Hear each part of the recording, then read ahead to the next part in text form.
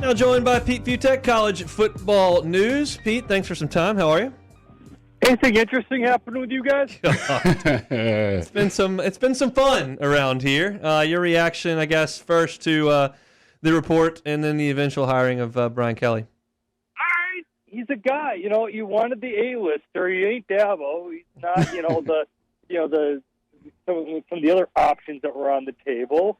He's not a rising star like a Dave Aranda would be, but you got a guy who has been really, really good. Look, I have my issues with Brian Kelly and some other things that happened during his time at Notre Dame, but on the field, 2 college football playoff appearances, 1 BCS championship appearance, and I'm not going to dog him for losing to 2 amazing Alabama teams that won the national championship and a killer Clemson team that won the national championship.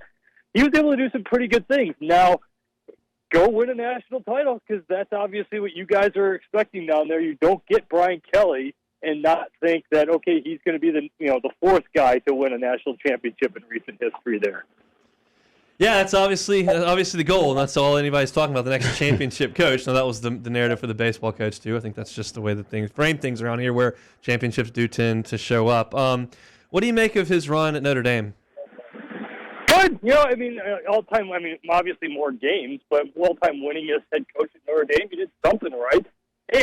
Look, again, the off-the-field stuff it seems to be pushed aside. The Elizabeth Seaberg issue is a absolute tragic disaster. The Declan Sullivan issue is obviously a problem. But on the field, his teams were very good. He was able to get his team consistently strong. He got players, sent them to the NFL, and he was able to maintain a decent consistency. The problem right now, obviously, is the dude left before his team knows whether or not it's going to the college football playoff. It's still got a shot. It's not crazy to think that Cincinnati could lose and Bama could lose, Oklahoma State could lose. They're still in this, and yet he's bailing before this all happens. So a little bit ugly how this happens.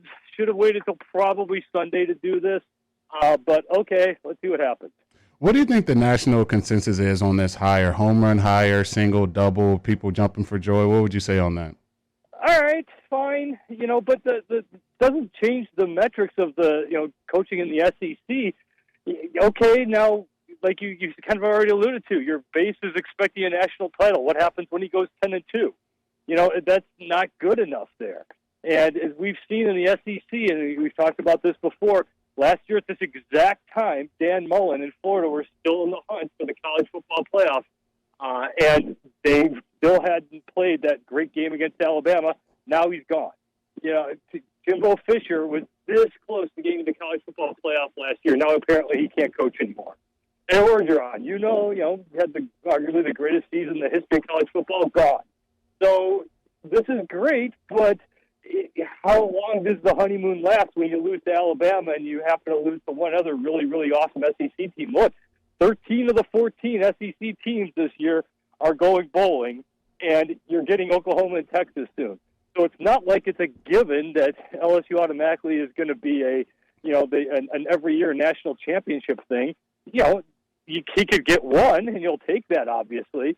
But then what happens when he goes 9-3, and then the next year loses early? I don't know why some of these coaches who do this want to beat their heads against the wall, but okay, he's getting paid very handsomely to do it. How do you think he'll recruit here? Fine. It's LSU. You're going to recruit just fine. He recruited fine at Notre Dame, and that's not an easy place to get a whole lot of the star players. But you have to assume that it all kind of continues. I always kind of think the whole idea of, he doesn't know the area and the territory, that's overrated. How much can these guys get from their NIL money?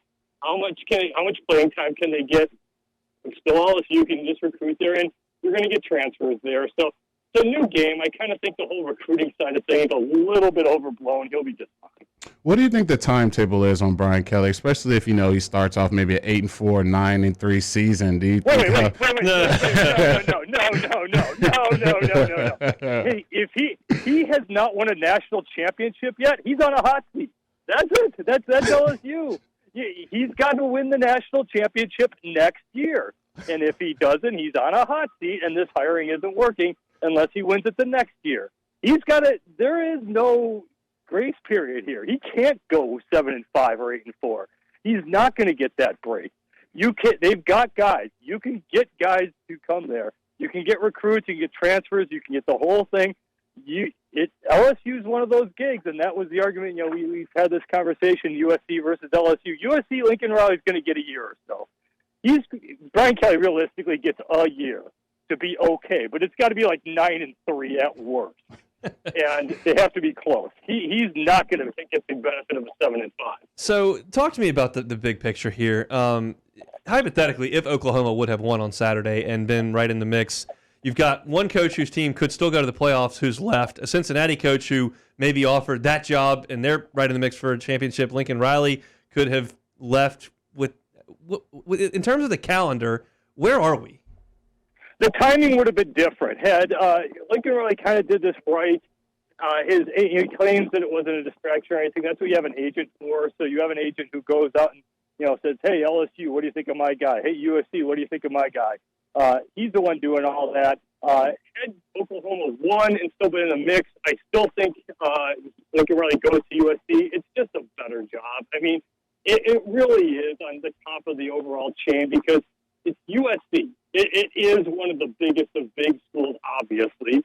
And you're in the Pac-12 South. You're not in the SEC West. But it's a whole lot nicer of a life, one, in L.A., and two, having to not have, you're playing, you have to beat Utah. That's your problem. UCLA. It's not Alabama.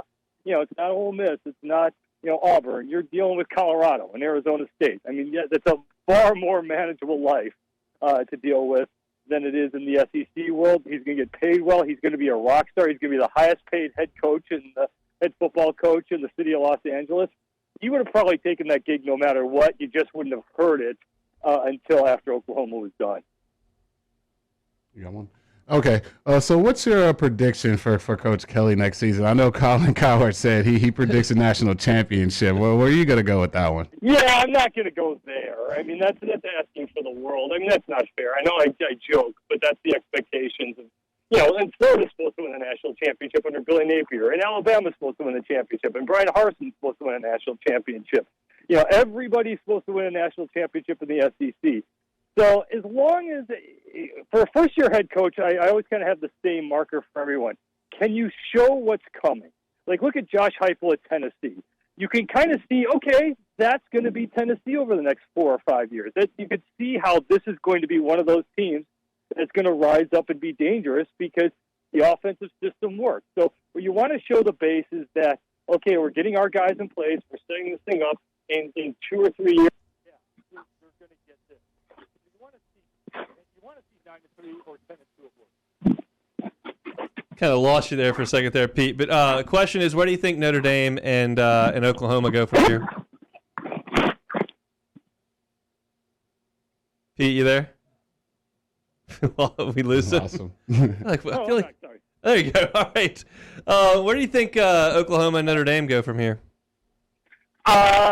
Oklahoma's got its pick, but they seem to be one of those programs that kind of finds the right guy. Brent Venables could be one who belongs there. Josh Heupel, I am shocked that they have not announced some 94-year contract extension at Tennessee yet, because if you're his agent, you're on with Tennessee right now saying, my guy's going to Norman.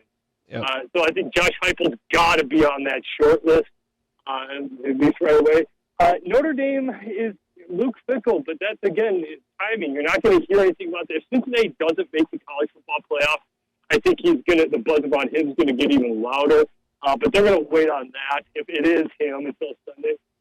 Certainly Marcus Freeman, defensive coordinator, everyone loves him. Everyone acknowledges he's going to be an absolute rock star, but no head coaching experience. And Notre Dame's been burned before by going with the hot defensive coordinator type. But I think that Marcus Freeman is going to be. I mean, he is recruiting-wise, energy-wise. You can't find anybody to say anything even remotely negative about him. And there's so many people who would love to see him get the hire. But it's Notre Dame. There's no name that's crazy. I mean, it's. I know every job opening thinks that, we can get anybody we want. Notre Dame can. because at least every coach has it in their mind that I want to be the coach at Notre Dame. There's there's just that kind of prestige value. There's that thought that, oh, my dad would have said, my son's the head coach at Notre Dame. There's just that side of things. So while I don't think they're going to get a Dabo, and they're definitely not going to get an Urban or a Harbaugh, it's not crazy to think that they could be in the mix to at least be asked the question, do you want to be the next head coach at Notre Dame? And I think it's going to be Fickell or Freeman. Pete Fiutak, college football news, kind enough to give us a few minutes. Pete, thanks so much. Have a good one, guys.